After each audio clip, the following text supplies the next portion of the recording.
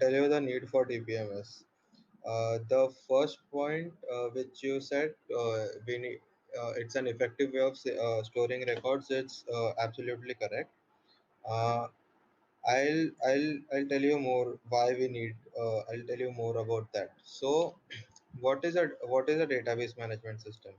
Database management system is, in simple words, you have lots of data related to certain topics or certain uh, uh, attributes which you need to store, which you need for some or the other purpose, and you are storing it at a particular in a particular system.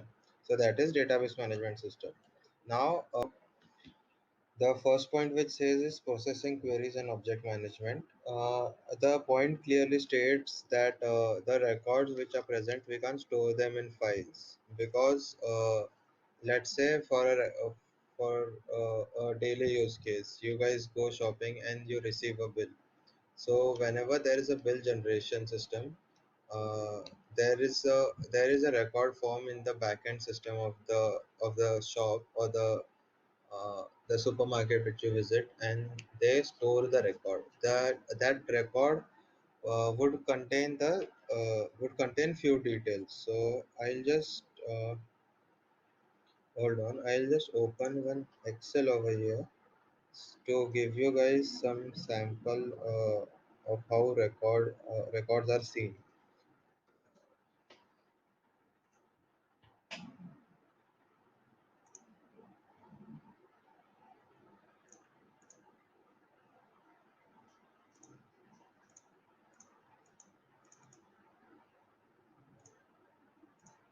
Okay. So whenever let's say you complete a shopping, then you receive a bill, and that bill is recorded in the database. So it would contain a certain field. Let's say there's an invoice number. Uh, there's invoice number. Then if most of the times the cashier will ask you for your mobile number or some of your details which they'll store, so they'll have your mobile number. Then followed by, let's say they have this, after that they'll have your total amount. And there are multiple ways, modes of payment. So if there might be cash payment, card payment, there might be some coupons. So let's say payment, there's one column of payment mode or payment method. And there are multiple cashier or multiple receptionists who are uh, working in the store at the same time, so they'll have some of their IDs. So let's say cashier ID. So, okay. In simple way, this is a very layman example for how a database is in the backend. So now you can't store all this data in a file. Like you can't maintain a Excel file or a Word file containing each of these records. It would not be useful whenever you have to do certain operations on that. Let's say for simplicity, you guys maintain an Excel file with these 1, 2, 3, 4, 5 column, and you have from one to invoice number one to, let's say you have okay, 1, 2, 3.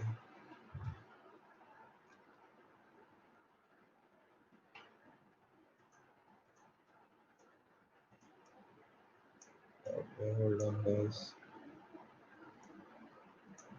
Let's say you have 33 records like this, or in real life scenario, let's say you have 33 lakhs record of this, which is very common. Records in lakhs are very easily achieved in a day. If you guys visit any big bazaar or any supermarket, D-Mart, in a day, you will easily get around few lakh records being generated in one day. So let's say you have 33 lakh records in your Excel file, and you want to find the record which have for records for a certain cashier from his ID or you want to find record for a certain individual customer. Now that you have his mobile number, you want records for the person with a certain mobile number. Would it be possible, or would it be wise to have the to fetch those records from the 33 lakh records you have from an Excel or Microsoft Word or some form of file you have maintained? It would not be efficient way of treating records. So here comes the concept for a database. Database stores the record in the backend. Excuse me. Database stores these data in the backend, and there are certain languages which are available. The most basic of it being SQL, that is standard query language. Uh, there you will have to write one query, fire that query, and once you fire that query, you will get the result for whatever query you have fired. We'll be going through that today. I've also planned a hands-on session with you for SQL, so we'll be working on. Let's move to the next point. That is controlling redundancy and inconsistency. Redundancy and inconsistency are basic.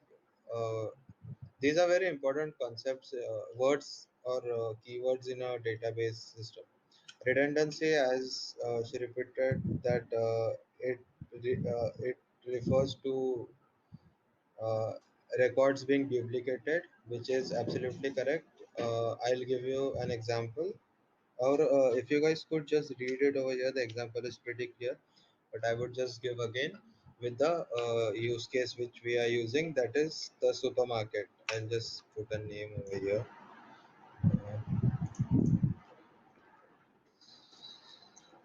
Supermarket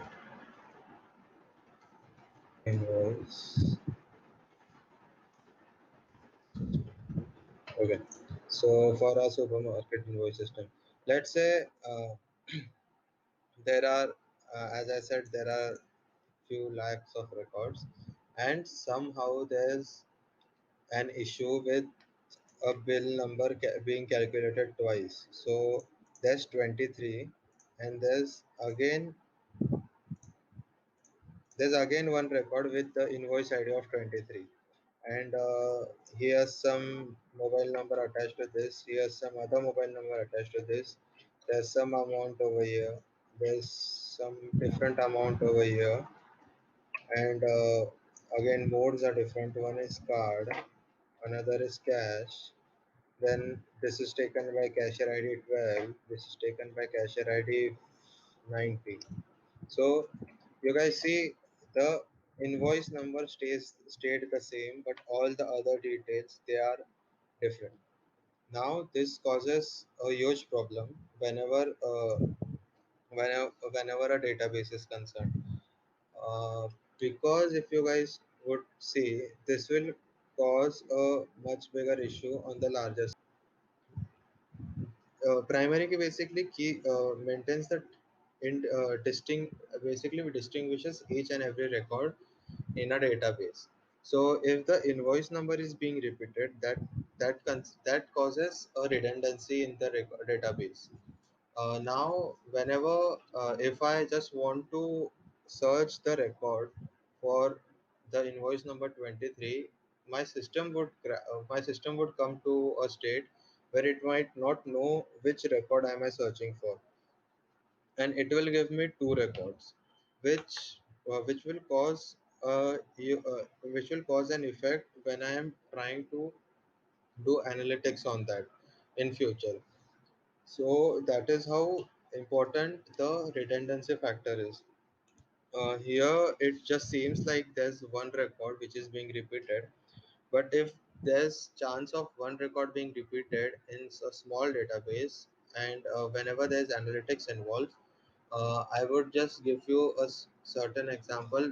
If there's some analytics in doing done on a database, you can easily assume that the records are in lakhs. And if there's duplication with one record, you can be rest assured there are several duplications which are there, which you are not able to detect by now, and that will give you wrong analysis, and which will cause you lose money in future. So this is the concept of redundancy. That is, the records being repeated or the primary key being repeated. Generally, it would not happen because the database handles it on its own. So if in a SQL there's a column of primary key and you have inserted the value one already to that, and you try to insert value one again in that, it will throw an error saying that the value in the primary key record already exists. So you will have to either change the value of that, or you will have to delete the previous entry and then enter make this entry again. And the other point is inconsistency. So inconsistency is what she explained, that there's a breakage in the records, which is true in a way, but in another way I would like to tell you that database is maintained so it can be easily accessible for multiple from multiple parts of the organization or the system.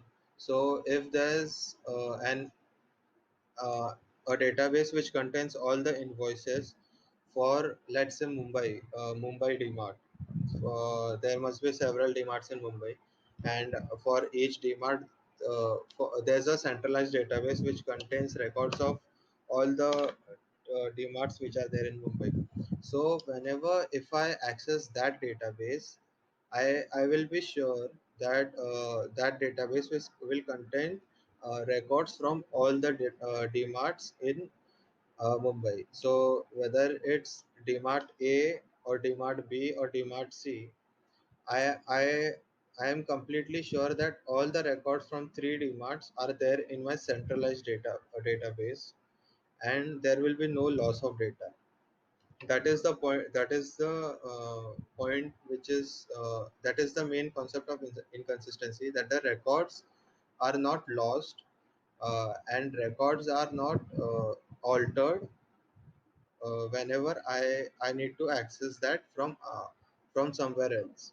I don't need to visit the particular DMart to check the record. I can just check it from anywhere until and unless I have the access. Okay, next point: efficient memory management and indexing.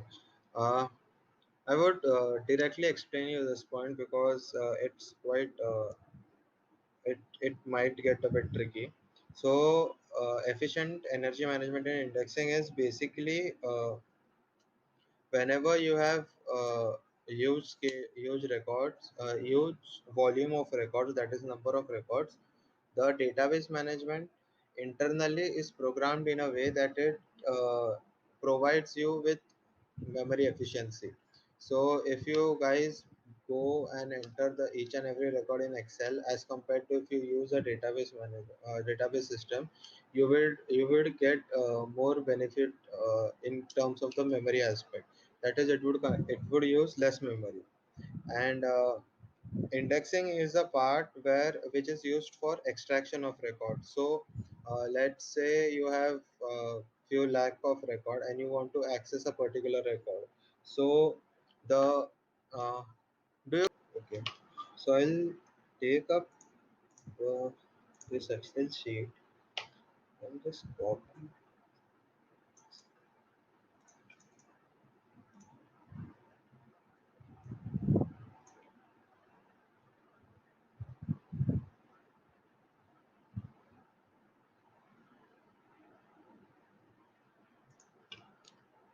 Okay, so now let's assume if you had previous experience in Python, so I would now the first thing that comes to mind is why just not store record in the 2D array. Let's say I make an array with 1 2 3 4 5 columns and unlimited rows, as we can just keep on appending rows. And in the first column I have this mobile number, there's some amount, there's payment mode, and there's cashier ID. Then again I have some random data, some amount, this and this. So now I have records like these. I have, let's say, records like these. Uh, Now tell me, if I want to look for record number 1000, or not particular record number 1000, I want to look at a customer whose mobile number is 1234 and all the invoices from that. Some mobile number 1234, from these five records I have basically just a row. So this row is a record, this row is a record, this row is a record. Every row in a database is record. Writing or some record are basic rows. Every row here is a record. These are all columns and these are records. Uh, thing.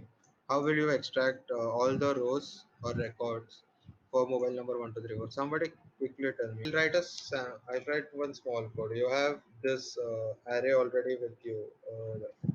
The name of the array is invoice. Now this array is something which you already have with all the records. Now you will write one for loop for I in range len of invoice and for j in range len of invoice of I or invoice of 0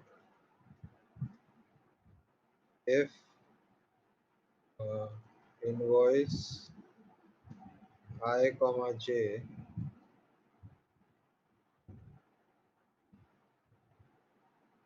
Okay, okay, sorry, we can just skip this whole loop. If invoice I of mobile number is on the second index, so that is 1. If I of index is equal to 1234, I'll just print invoice of I.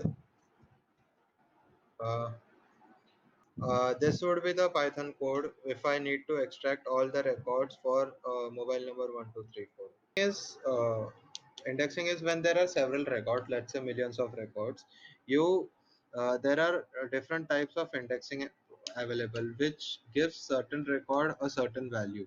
And whenever I need to search for a particular record with particular value, the value is also indexed, and then the it helps in record extraction. So when there are millions of record, I don't need to check each and every record one by one. I'll I won't have to go with record number one, check for mobile number, and then say the mobile number is 1235. Oh, this is not the record I need. Then I'll move to record two, 1234. Oh, this is what I need. And then record three is not what I need, and four and five is what I need. So I don't need to move through every record. Now it seems easier because there are just five records, but when there are billions, it takes time. So this is avoided with the indexing part. Indexing is basically done to improve your speed of the database. Uh, Fourth part, concurrency control and transaction management. Okay, this is a very important part, and I would I would like for you guys to note and remember this part. Uh, Guys, just give me 1 second. Yeah, concurrency control and transaction management. Uh, this is very much important uh, we- when the application of the database is something which involves several transactions, and there's with do you guys understand are basically okay, sorry for the screen loss. uh, yeah, so transactions are basically whenever uh, there's an insertion or deletion of a record. In generic terms, buying or selling is a transaction. In terms of records, transaction is whenever there is insertion of record or deletion, but deletion is not mostly done in a record base. You guys never The best practice is to never delete a record, uh, but to add a new record every time. So whenever there's adding records in a database, that is transactional. So concurrency management and transaction is, let's say you have a banking system, And as you guys know, there is not one bank in the whole world. Each bank has several of its branches spread everywhere. So there are multiple people active which are accessing the same database. Now, whenever you as an account holder goes to the bank and you deduct you you take out some money from your account or you deposit some money in your account, that everything is a transaction which involves changing the amount in your bank account.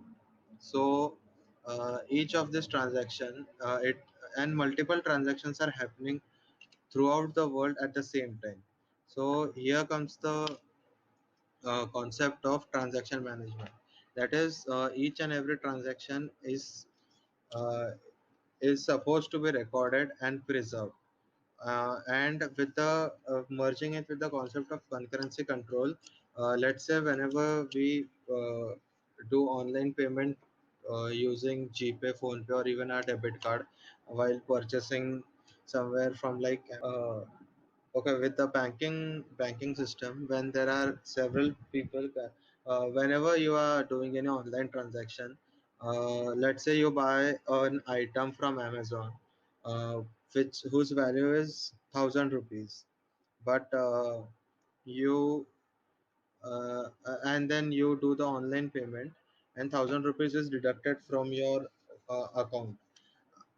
Now the bank needs to ensure that the 1,000 rupees is deducted from your account but added into the seller account, that is the person you are purchasing the product from. So this is the concept of concurrency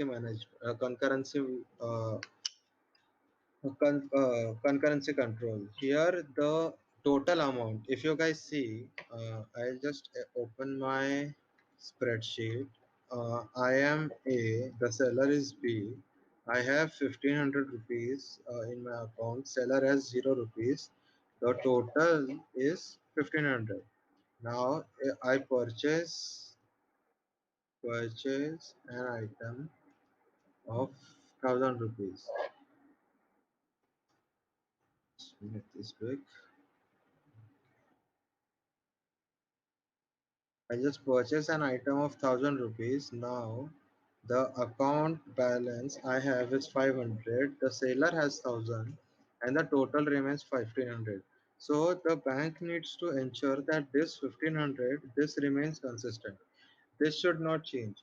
If by some reason 1,000 rupees is deducted from my account, but it does not reach the seller's account, and the seller's account is still deducted, I'll just write deducted from my account, but did not reach seller. So, uh, if this is happening, 0 rupees because it did not reach his account, so there will be 500. Now you see the earlier total was 1,500, but the later total is 500. Now this is where the concurrency comes in. Now this will alert the database that the total are not the same, and it will need to check again if there's some issue in the transaction. Now that way the bank knows that the transaction, the amount is deducted from your account, but it did not reach the seller, and in that way the bank either reverse back the transaction, that is they will send you 1,000 rupees back, or they will proceed with the transaction and they'll send the seller 1,000 rupees which has been deducted from your account. So this is the concept of concurrency and transaction management. Now there's another concept which is very important in database management system, uh, that is called as asset properties. Uh, Asset properties is something which is a bit in depth, but I would fifth point, that is access control and ease in accessing data. For any organization, database is pretty huge, and you are not supposed to know the each and every detail. Like if you are a lower level employee, you don't need the uh, access. If let's say you are a manager who has 50 people under working under him, so you just need the record. You are privileged to know the records of those 50 people. You are not privileged to know the record of your superiors. You don't need to know their salary, you don't need to know the work they are doing, or you don't need to know several other sensitive information. That is where the access control is, which restricts you from knowing, from accessing certain parts of the database which you are not supposed to. That functionality is provided in a database, in database system. So, and this again works in a way of ease in accessing data, because now that you have less access of data, you have less things to worry about. You have a smaller database with you to work, and your queries become much more easier. And you're working in one department. Now it's not possible that you work in sales department as well as HR department. There are people allocated. There's something in the chat box. There are set of rules to preserve the integrity to ensure that the data is consistent. Yeah, perfectly put. Perfect answer by Kushik. It basically maintains the integrity. That is, it maintains that the data remains clean. There's no weird stuff happening with the data. Like I was giving an example, an employee is supposed to work in one department. So this, let's say I put a constraint on department of employee, and it so if there exists a record for that employee, now that employee will be stored as working in one department. Now, if someone tries to play with the data and tries to damage it by putting another record of that employee with some other department, it should give an error that the employee is already working in department A, and it should not be working in department B unless he is removed from department A. This way the data is preserved.